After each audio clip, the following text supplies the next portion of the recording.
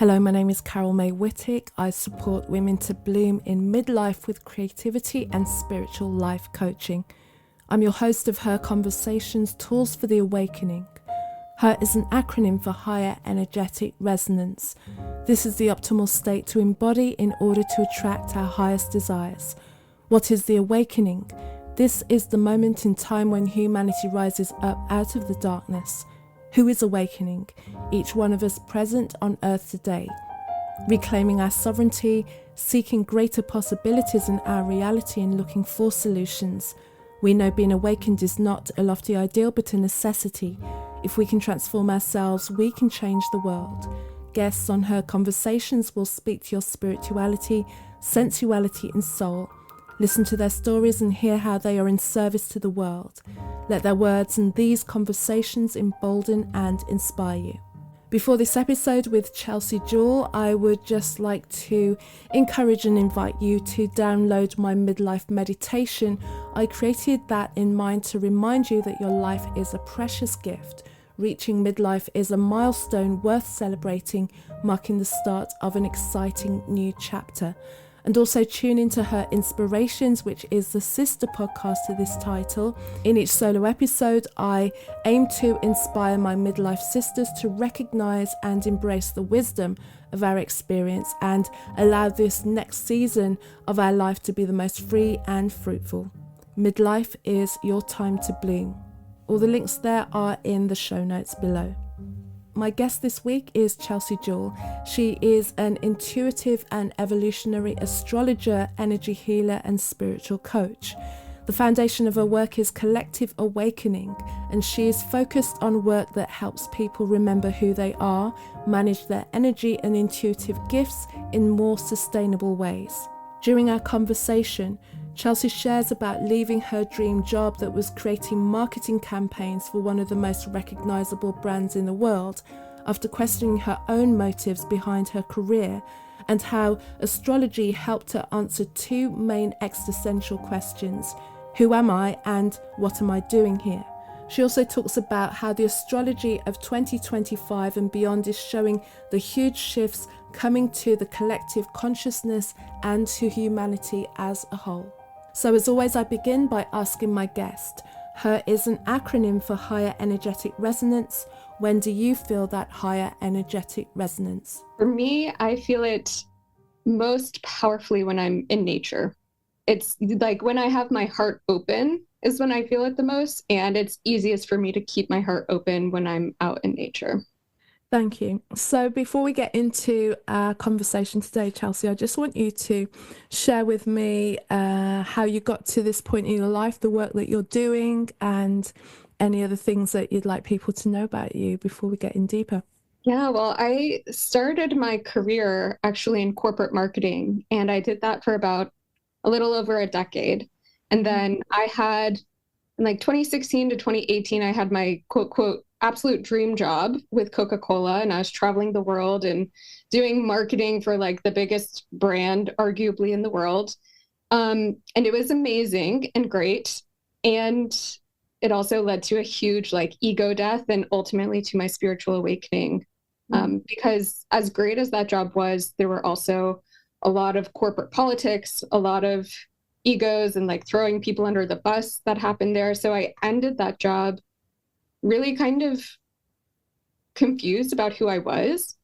Looking back, I can see now I had like all of my self-worth placed in my job and my career, and like my sense of achievement that really came from like how other people saw me. And when that started to wobble a little bit, not even because I didn't do a good job, but because other people thought I didn't do a good job or were threatened by me, I really like a lot kind of felt internally like it was coming crashing down. And so I started seeking out, any kind of healer, psychic, astrologer, etc., basically with the question on my mind of like, tell me who I am and what I'm here to do. I don't know that at all. And that led me to really develop my own interest in astrology. And once I really got into it, it kind of felt like a relearning or a remembering. It led me to a lot of intuitive development type things. And yeah, it led to my spiritual awakening. And it wasn't until a couple years later, I was still in corporate marketing. And when 2020 hit, I was finally like, okay, I think I'm going to try and start my own business. And I got my life coaching certification. I did some more intuitive development programs because previously I didn't think that intuition and like psychic skills were something that could really be developed. I had always thought you were either born like a psychic or with psychic gifts or you weren't. So once I started doing that work, that led me to wanting to have more of like a service-based approach, not just selling and marketing soda or products or whatever, but like really actually engaging with people on a soul level and helping them and working with them. And it led to deeper and deeper levels of my own personal development. You know, it started a lot with maybe a little bit more surface level, tell me who I am and how that fits in the world here, manifestation type stuff. And then it kept going deeper and deeper into shadow work and everything that comes with true awakening. And I've been on that path fully ever since. Beautiful. I like that. And it's interesting how things kind of trigger you into this new aspect of yourself as well, especially when you, like you said, your worth is so attached to something like a career and external validation and what everyone thinks of it. Like you say, like you work for Coca-Cola and it's like, oh my God, that company, everyone knows it's such a big company and you're responsible for that and you're doing all those things. And then to literally regroup and reimagine yourself as well. So how did you get to the point where you're doing the astrology and the intuitive work that you're doing, and how did you make that transition, like within your own identity? I'm like, it's obviously, you know, you do the physical things, but really kind of changing who you are from the inside to go, okay, that's the old me. This is who I am now. Yeah, great question. It was such a long, winding process. And it's easier for me to look back and see like more of the story of how it all unfolded. But at the time, it was so messy and unclear. And I just share that for anyone who is in any part of that journey now. Like, I just want to make it clear. It didn't feel like, angels beaming down on me and this is my purpose and this is what I shall do at the time.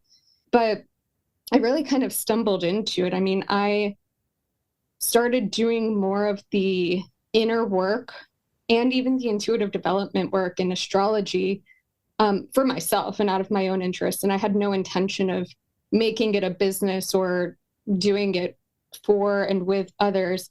I was really just doing it on kind of like a soul survival level of like, there's something in here that I feel really called to, and it won't let me go. And I keep coming back to deeper and deeper layers of it.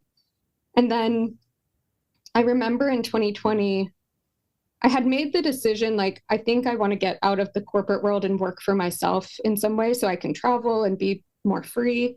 And at the time, I remember thinking maybe I'll do like a social media marketing agency type thing, because that's what I know and that's what people will pay me for. But I wasn't really that passionate about that. And again, I had a lot of resistance to any kind of like spiritual work with other people just because I didn't see myself like that. Like you said, the part of my identity. And then I guess when COVID really got intense and serious in 2020, and everyone was kind of reflecting and reassessing things of their lives, I was just like, okay, well, I'm going to take the leap and invest in a life coach program. And I was still very much like in the spiritual closet at that time. So I remember thinking like, cool, I'm going to be kind of like a quote, quote, normal life coach. And I'm on the side doing this intuitive development and astrology work. And I might mix that in to my work, but not really tell people about it because I don't want them to think I'm too woo-woo or anything. But the more I did those programs and like really started developing those aspects of myself, those were the parts that were really shining, that I really loved and was most passionate about.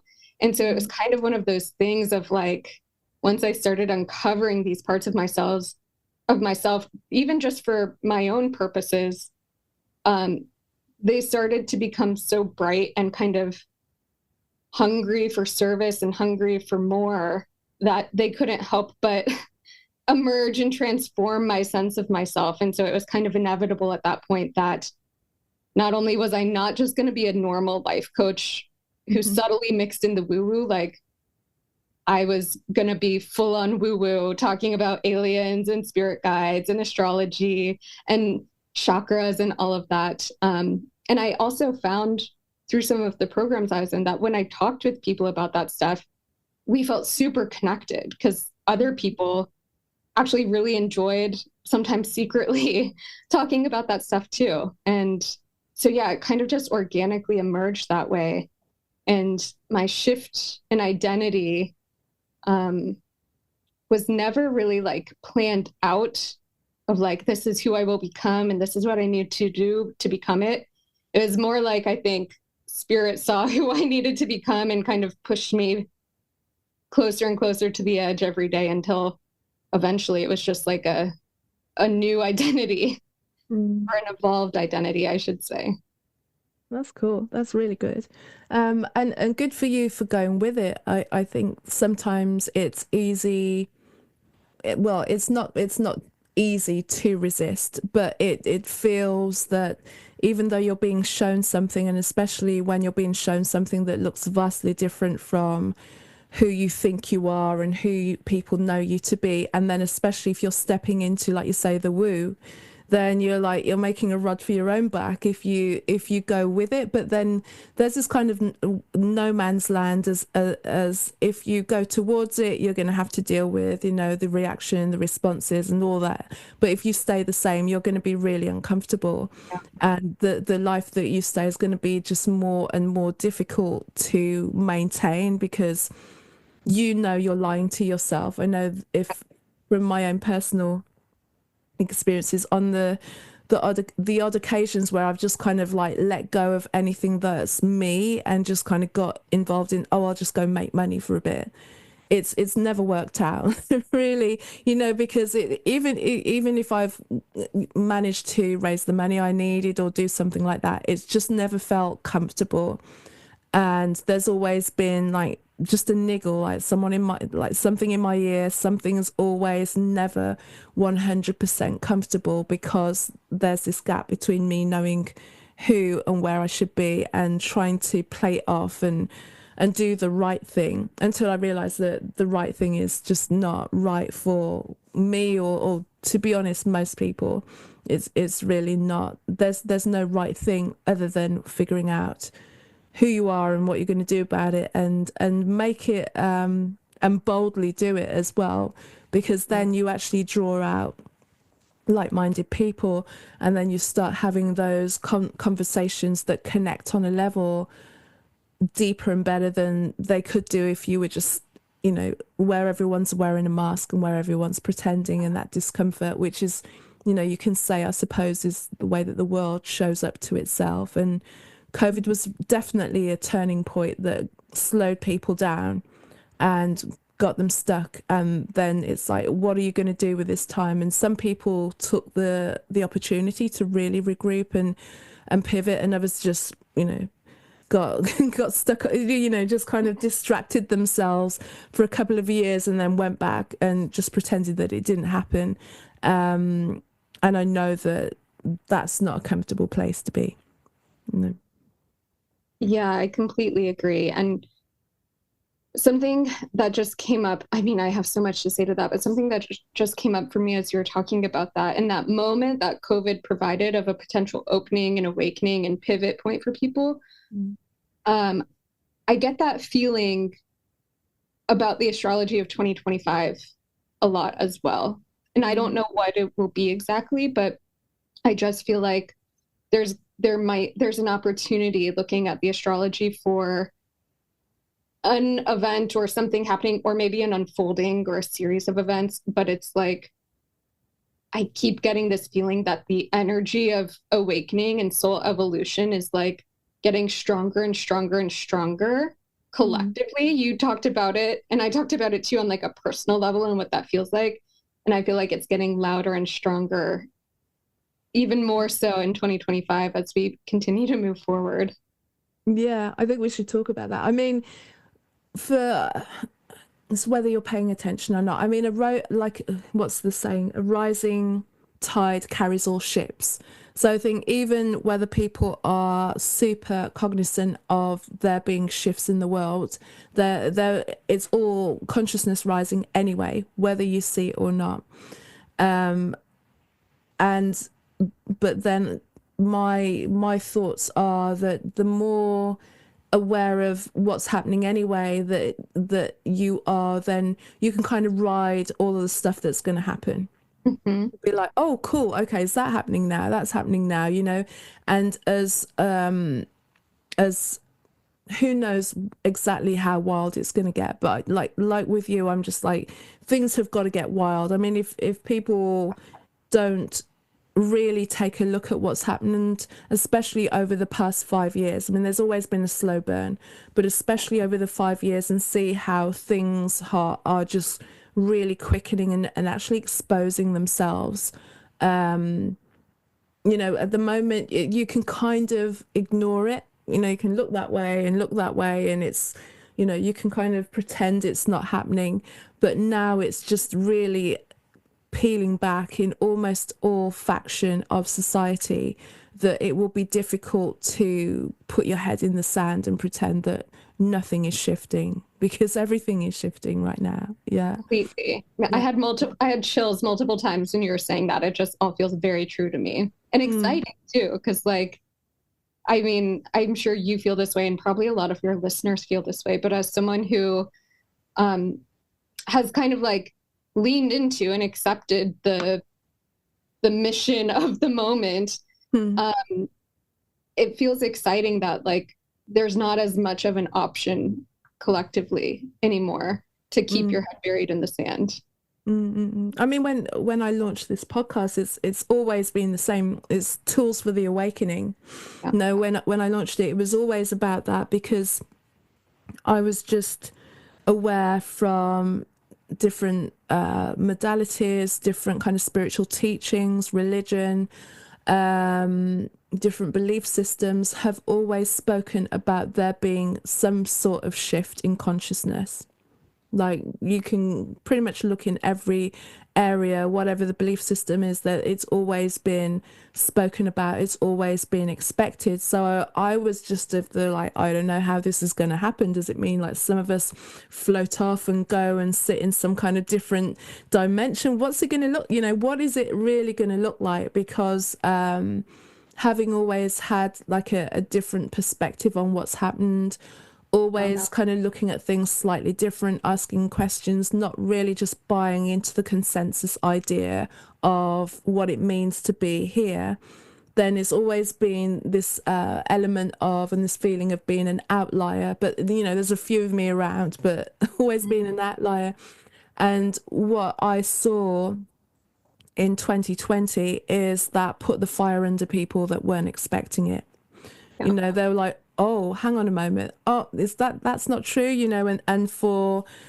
and there was a real kind of shift as well, and who knows what the numbers are, that really woke people up to society and what they were seeing and what they believed about the world, and being able to see in real time how there are different perspectives to take depending on the information that you take on, and depending on the way that you look at the world, and depending also on who you want to be and what you're doing, you can have a completely different experience. So that in itself was really interesting to witness, because it was just happening all over, and obviously the kind of the thing that was really tearing people apart, or the things were the kind of the perspective of COVID, and then of course there was the political side of things as well, that were kind of really polarizing people and getting many people, to the ones who chose to really question their beliefs about certain things. It's like, is this really true? Am I really, so they either looked at what they believed to be true and sought some of the information out and maybe changed their perspective, And then as a result of you change your perspective on one thing, then you're like, oh, okay, that's different. What else is different? And then it kind of is this ripple where it literally tears the band-aid off every area and every dark corner of your own life, and you question everything. And it's hard work, you know, because you're psychologically shifting your entire paradigm of what you believe to be true and not true. And it's difficult enough to do it on your own, but then I think what happens when people first have this awakening within themselves, it's such a revelation that the next thing they want to do is go and tell everyone just the wrong thing. Hey, guess what happened? Guess what you know, and of course most people are like, you're crazy, you know, and then you have to kind of deal with that, that you're crazy or all of the things that you get called. And then after a while you realize actually it's better to keep this private and then find the people that you can connect with and allow other people to open up and awaken at their own pace, if that is what they're supposed to do in this lifetime as well. Because there is that also, that I think there are many that will just not see anything different in this world. Yeah, I agree. And I think there's definitely some, but I think we've been seeing this, and I think there's more coming of these almost like karmic choice points. And it's like, but there is an undertone feeling, and I don't know if you're familiar with Dolores Cannon's work. She has written about this in a lot of her books. That's come through from her clients when they've been in hypnotic states. That basically this is like an evolve or leave kind of period on the planet. And again, like no real judgment. It's tough for everyone to be in that, because we will lose people, and we may not know if they're going to come back in a incarnation in this lifetime, or like in this cycle on this planet, or go somewhere else. But I think the earth is evolving and upgrading with us. And so it's just not going to be possible for that much longer to stay in a very limited kind of fear-based way of being that we've been so trained and conditioned and ingrained in for so long. Mm-hmm. So tell me about the astrology, because you are the person who's got this as well. And also, before you do that, just can you speak about evolutionary astrology, which is your medium, and how that differs from Western astrology as most people know it?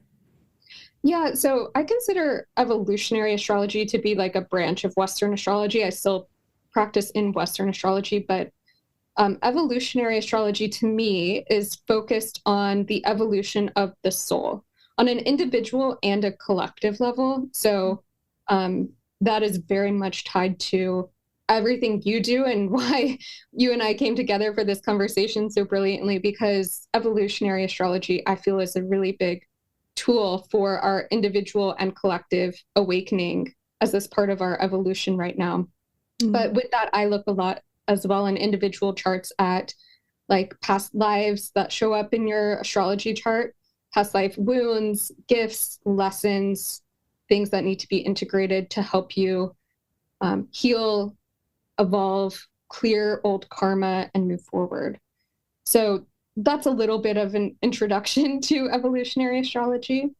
And yeah, in terms of like collective evolutionary astrology, I think a lot of astrologers, myself included, would tell you that really from like the period from 2020 to especially, let's say 2028, is a massive portal of evolution and transformation. And in 2025, as we move forward, and I'll get into some of the specific astrology, this is a really big, I think, turning point year. Like, I feel like we've had a lot of changes and transformations and things, the veil of truth being lifted and exposed already. And I guess the way that, just to kind of put it in perspective of where we are astrologically in the journey, the way I feel about it is we're in a period of a lot of death and rebirth, collectively, individually, humanity wise. We are birthing a new world through us as creators. We're rediscovering humanity's role in the cosmos and on Earth. And in that, there's a lot that we've been living in that has to die, transform, and evolve. So there's very strong Pluto energy. That's the planet of death, rebirth, and transformation, regeneration through crisis, even. I feel like up until now, we have been, it kind of feels like the period of 2020 to 2028 is this massive death and rebirth, back and forth kind of tug of war. And I would say 2020 through 2024, we've been a bit more collectively on the death side, so to say, of like old systems collapsing and dying and all of the ugliness that comes up to the surface with that. And we've gotten glimpses here and there of like the new earth, the new earth consciousness, what is being born through us. I feel in 2025 that balance point between the death and rebirth energy starts to shift a little bit more, to be a little bit more weighted towards the rebirth side of things. So not that we won't still have death, destruction, collapse, etc., like that type of energy. I don't just mean literal death, but like the death of systems, the death of old ways of being, etc. We'll still have that. And I feel like it's going to start tipping a little bit more towards the energy of creation, creating new things, rebirth, regeneration. So that's a little preview of what I'm feeling. Does that make sense so far? Does that align with what you may be feeling as well? Oh yeah, totally. And it kind of just stands to reason. I mean, just having come out of the pandemic and all of what that created in the world in terms of what people saw, what people thought about what they were seeing, what they experienced, what it showed them about other people, what it showed them about themselves. To come from that and then to just continue on, you can't go through something that's such a massive situation and pretend that you can go back to normal. That's just like, because normal was dysfunctional anyway. So to then kind of have this thing and then go, oh, it's all good. We're all getting on with things now and everything like that. It's like, well, are we really? Are we not still looking over our shoulder, wondering like what's going to happen next? Because it was such a massive. I just saw how unless you really had control of your own faculties and your own mind, how easy it was for you to be manipulated. Yeah. And how easily people allowed themselves to be manipulated on based on fear, basically, based on fear of what you thought was surrounding you, but also fear about how you were showing up for other people. So even if you wanted to say something, it was difficult for you to even like question what was happening because there was this mad attack that was happening. And even for me during that period of time, it was very interesting to see, especially within people that I thought would have more discernment, i.e. people within the spiritual community. And it was really exposing, and of course it's going to sound judgmental, but it's really exposing to what level they had gone on their own spiritual awakening and like what is it that you're doing, because right. It was and how like how embodied are you in what you are teaching and selling and preaching? And that was, I think that was probably one of the biggest things for me, whereas that they were unable to stay in any kind of inquiry or would fold in the face of any kind of conversation where we're like, what does this mean on a bigger level? What does this mean on a soul level? That idea of really feeling into anything for many people, and the people that I was part of their groups and containers and things like that just somehow just wanted to meditate it out and sage it out and pretend So that there much was nothing. spiritual bypassing. Yeah. So much so that I was, I kind of like stepped back from many practices because I thought if everyone who's doing this practice isn't really choosing to ask a deeper question of what does this mean for humanity, this is the opportunity for us to look at what's happening as beings, as souls. What does this mean for us? And you're just kind of going into this like, let's meditate it away, let's let's breath work it away. Then it really I let go of a lot of things that I was part of because I just didn't see any authenticity and real truth there. Yeah. And I was like, okay, up until this point, having these groups and communities and going into these spiritual practices has been helpful. But then when it really hits the fan, everyone's checking out. Yeah. And I had to be away from that. Yeah. I'm really glad you brought this up and we're talking about this because this has been, especially for me in the last year and a half or so, because for me, what everything you're talking about has been amplified in the last year and a half through Palestine and the lack of, like, again, the spiritual and emotional bypassing and the very capitalistic, individualistic, especially for me in the US, seeing that in the spiritual communities from quote, quote, spiritual leaders that are actually just maybe have good intentions, but revealed to be more focused on manifestation through their own like profit desires. I have felt a lot of similar things. And I think it's important to talk about for two main reasons, especially I find related to this conversation. One is one of the words you mentioned, I think, is the encapsulation of the word, the intention, the vibration moving forward, authenticity.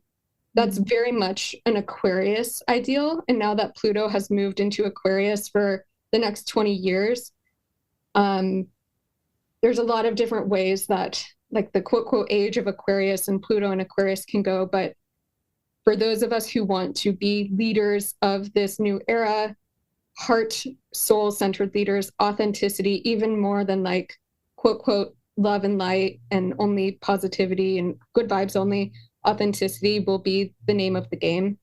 Mm-hmm. And the second reason why I think this part of the conversation is so important is because, you also mentioned when you were just talking about seeing how easily people can be swayed and manipulated and kind of following, and not even false information, but just not really following their truth and their authenticity.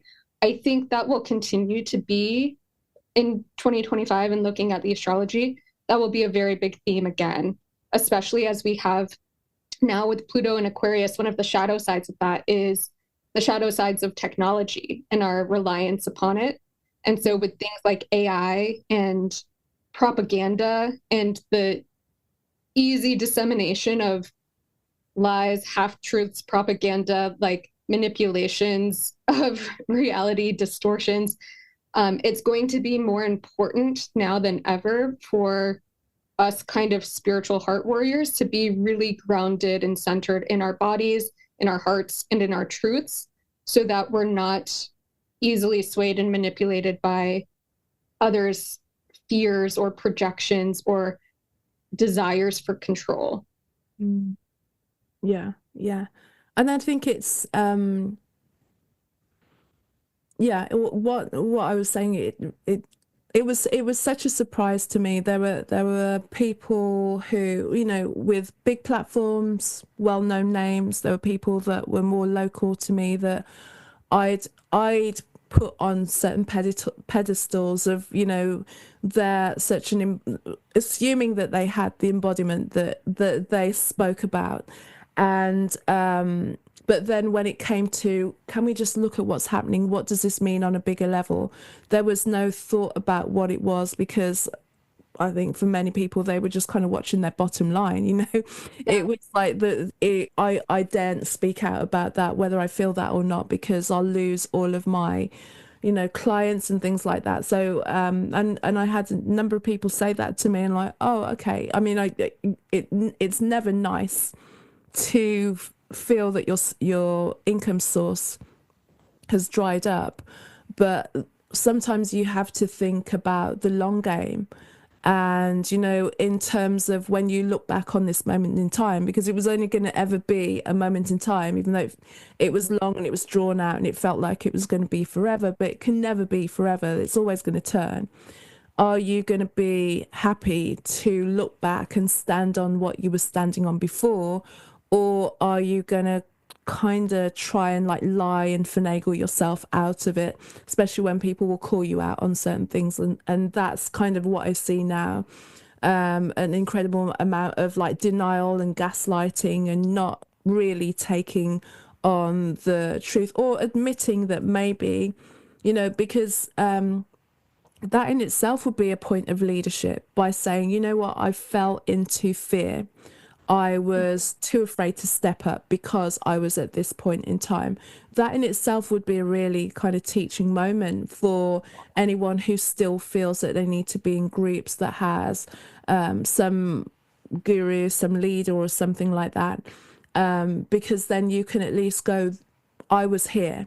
And even though I'm holding the container, I got swept into this, and when I got challenged, I wasn't able to hold it, you know, that this is the reason, so that you can be more relatable to the people who follow you, as opposed to be like, no, that wasn't me. You know, and you know, I've heard, so I can't even think of some of the words, but some of the terminology and the things that I've heard of the reasoning for it is just crazy making, you know, and I've just backed away from many because I've just like I've just thought there should be more strength in the leadership. And sometimes if your leadership means that you admit that you were in a space where you didn't hold any position of leadership, then that's okay to admit, because many of the people who look up to you would have been in the same space and would connect with you more if you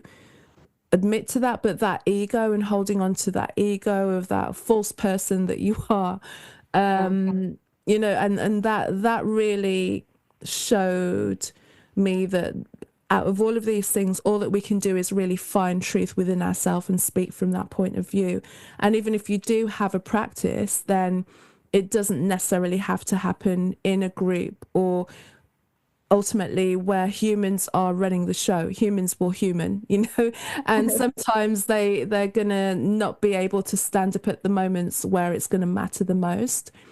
And if you're feeling any level of something's not feeling right in your body, where you're just like, okay, this is as far as I can go with this person, to move away, because that was something that I had to do as well. 2020 really opened up, started to really drop bombs in the spiritual community. And many people were exposed for being human. And you know, being human within those spaces. And you know, some walked away, and some doubled down and pretending it wasn't happening, or would turn it and go, well, you know, you're just clearly not understanding what this person's saying because you're seeing it from this and it's coming from. It's like, no, if I have to start twisting my own mind to understand the reasoning that you're giving me for something that's very blatant, then you're the one that's still kind of caught up in this thing, and everything in my body is just telling me to walk away.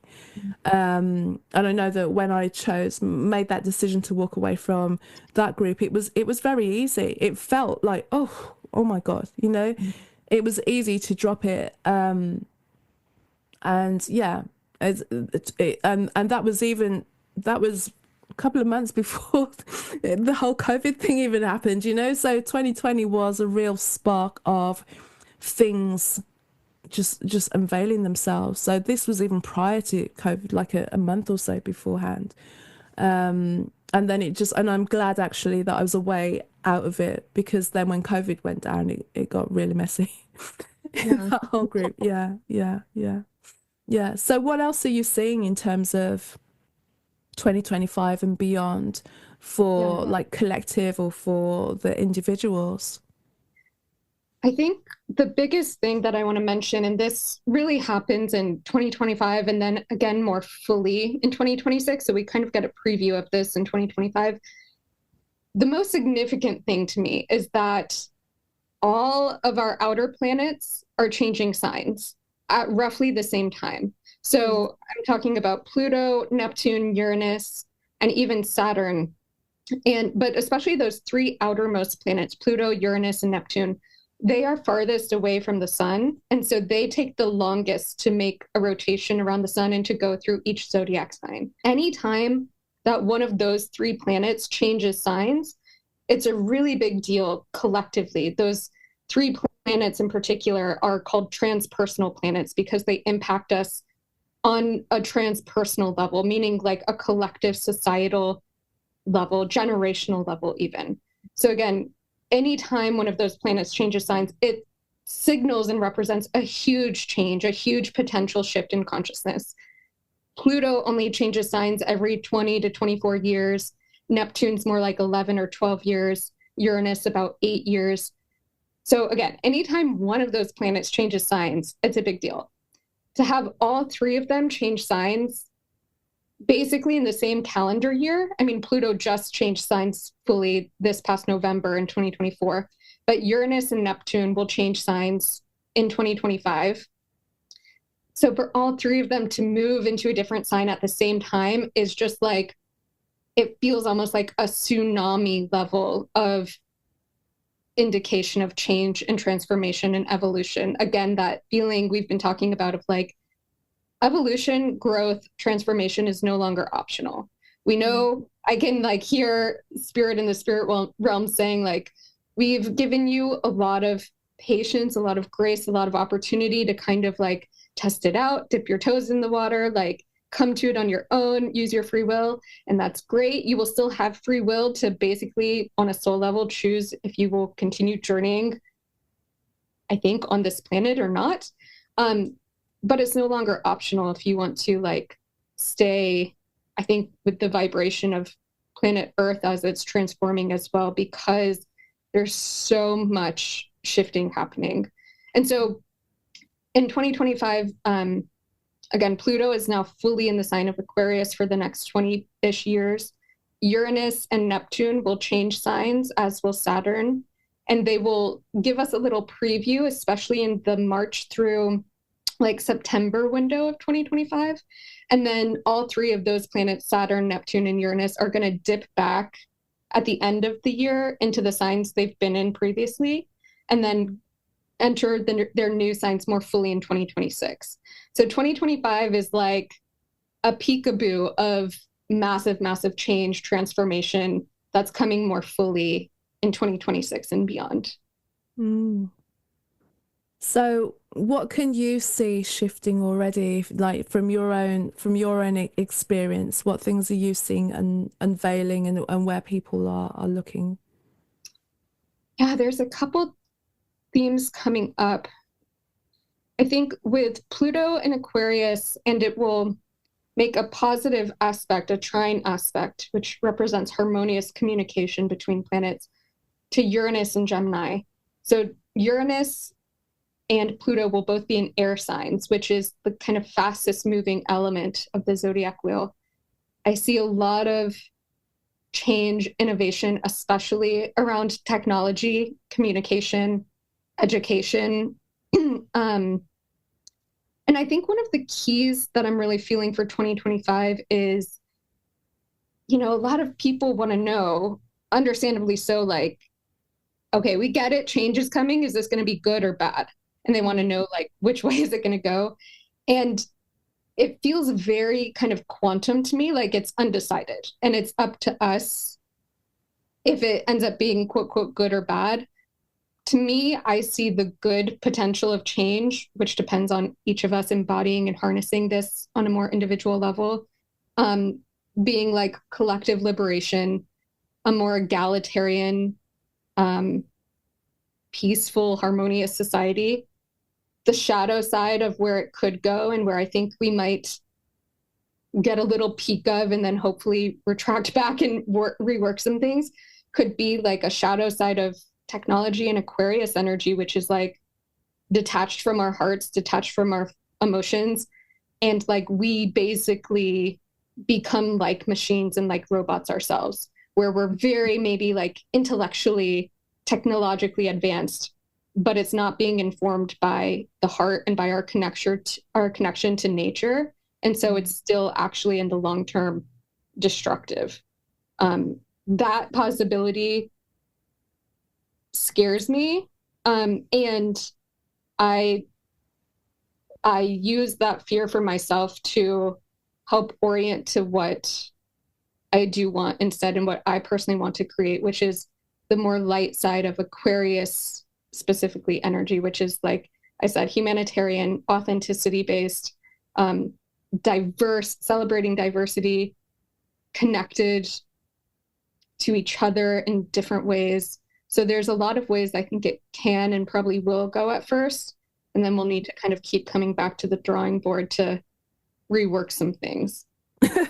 Fingers crossed. Yeah.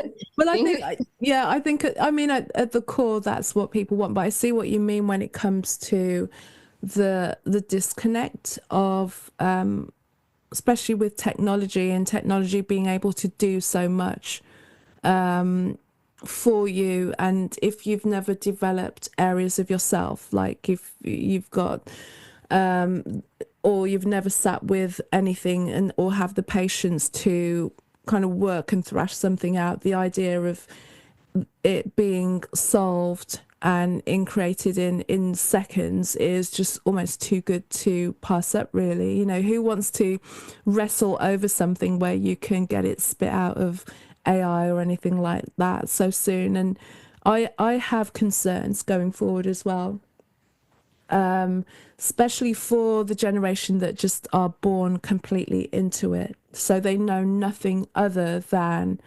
smartphones, technology, internet, AI right now. So the idea of there being any world that exists and functions without those things is, you know, wild to them. You know, when I speak to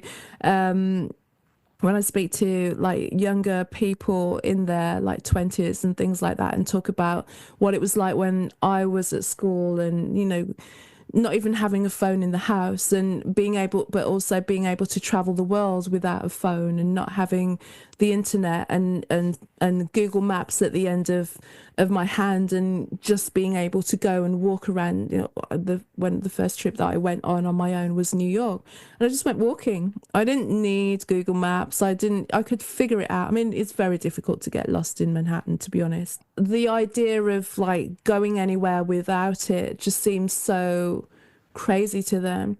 And yet that being so consumed with technology or so reliant on technology means that you don't have that opportunity to sit with yourself, hear your own voice, know what it is that you like, because it's always based on this comparison, and you're being fed so much, and especially more so than when I was younger, with the few TV channels and the few magazines that we had that could steer you and socially engineer you.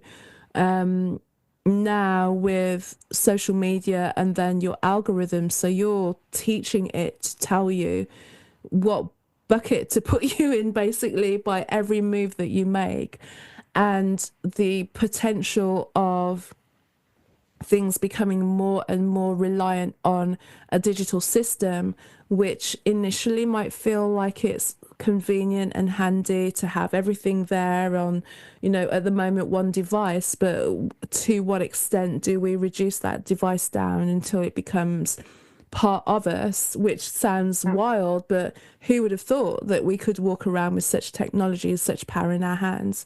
So we don't know really, the average person doesn't know where technology is right now. We know what we have, but we don't know where it's going to be and how exponentially we're going to be introduced to these new technologies that will continue to remove us from our soul and then really just kind of farm us into the extent where it could potentially be dystopian. You know, pick your dystopian movie. It could be Yeah. any of those things, because there's so many elements of those fictions that are playing out right now. And if we're not careful, we're not cognizant, and just kind of put the brakes on things, we're just kind of walk into the cage, and the door will be slammed behind us. And will there be an escape once you're in it? Once you're in this kind of digital encampment?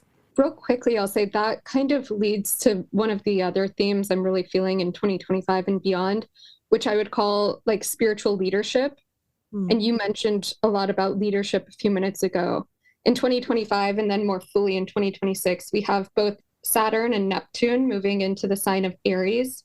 Neptune is all about spirituality and transcendence. So Neptune in Aries has a lot of potentials. I feel it most positively as representing spiritual leadership.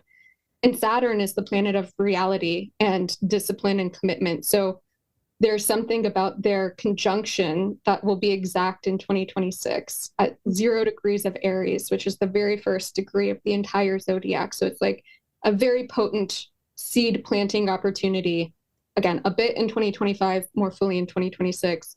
That is an opportunity for the true spiritual leaders, spiritual warriors, to emerge. And like you said, and we've been talking about, that doesn't just pertain to what your Instagram feed looks like or what you're talking about. It's really about the way you carry yourself, the way you are integrated or not in your values, and the way you live them out in your life or not. So I feel hopeful that the astrology indicates it's a time for spiritual leaders and warriors to emerge and lead more fully. And that requires of each of us all of what we've been talking about: a lot of discernment, a lot of embodiment, a lot of feeling, not just the love and light, positive feelings, but like feeling our sacred rage at the systems, the elites, like all of the things that have held us back, and reclaiming all of our power and like using that wisely and to benefit more than just yourself and your bottom line. I mean, it asks a lot of us.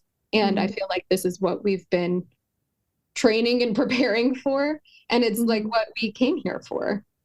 Yeah, yeah, there's got to be a purpose to all of this, really. It can't just be that it ends in a ball of whatever it's going to be and it all goes down. But the idea that people really start to find out the breadth of their own soul and Mm-hmm. who they are as well, and really lean into their, like, question their own morals, question their own beliefs. It's not even about what someone else tells you or links that people send you, things that you see online.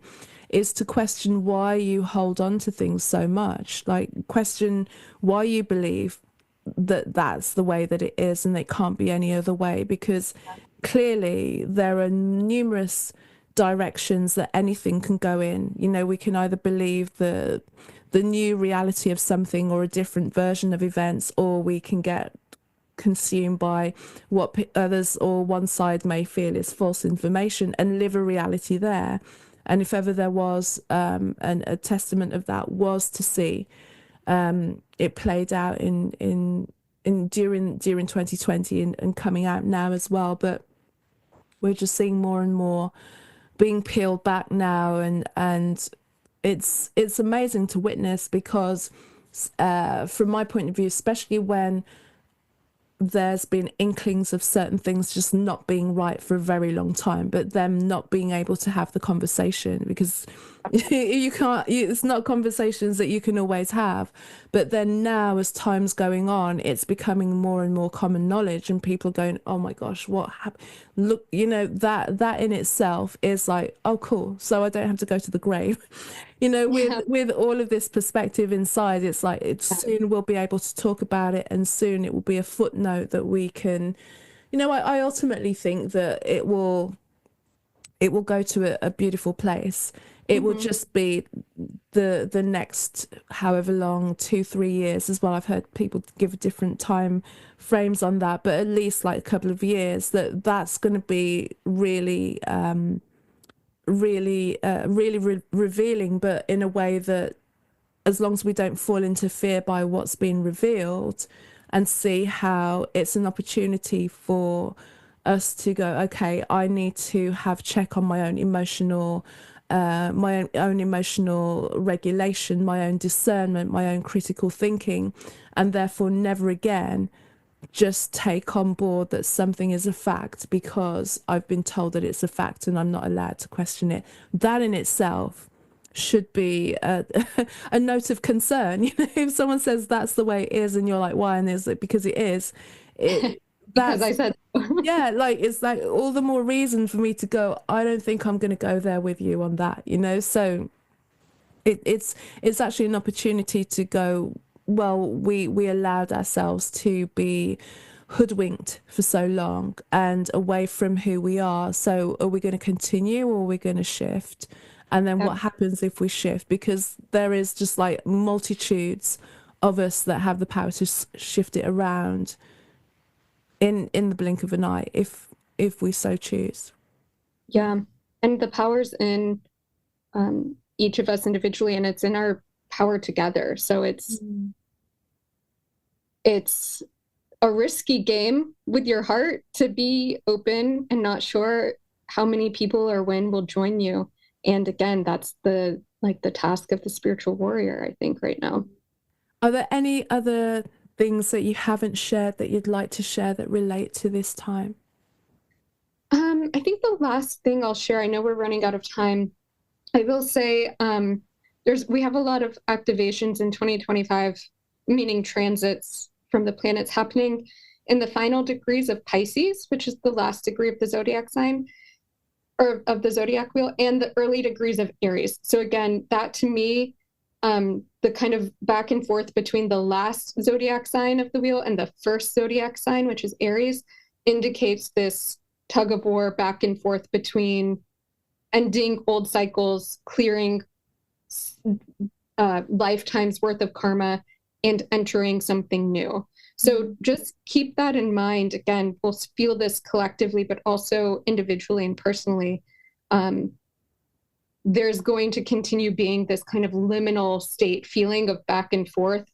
And I think it will hopefully become more and more clear to many of us what that new is really about, specifically in our individual lifetimes, like what direction we're really pointed towards of what we're trying to create and work towards and contribute to this world and to this awakening process. So there's still some tension between the old and new, and just kind of roll with that and keep going with it, and don't take it too personally. If you find yourself in an old cycle and you're like, oh, I thought I worked through this, I thought I cleared this, most of us are going to be feeling that at some level throughout the year. So just kind of roll with the punches there.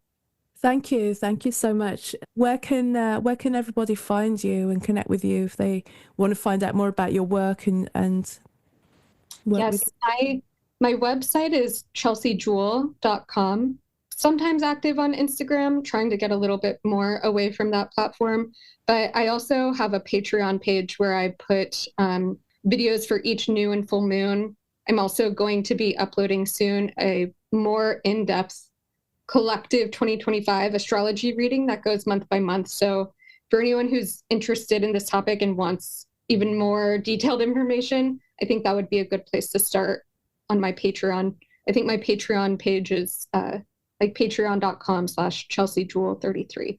Perfect. Well, thank you, Chelsea. And this will come out at the beginning of 2025. So it's a great start to the year. Things are going to change in ways that we can't even imagine, but it's going to be different. Go with it. Don't fight it. If things are leaving you, let them leave instead of using all of your energy to maintain what's not working anymore. That's a perfect summary for probably the top advice I would give for 2025 and beyond. So I'm glad you just summed it up like that. Thank you so much. Thank you so much, Carol May. Thank you, Chelsea, for sharing your wisdom with me, and thank you for listening. If you enjoyed this episode, please feel free to share it with somebody you know that will benefit from the wisdom of my guest, and also leave a review. You can find out more about me on my website. It's carolmaywhittick.com, carolmaewhittick.com.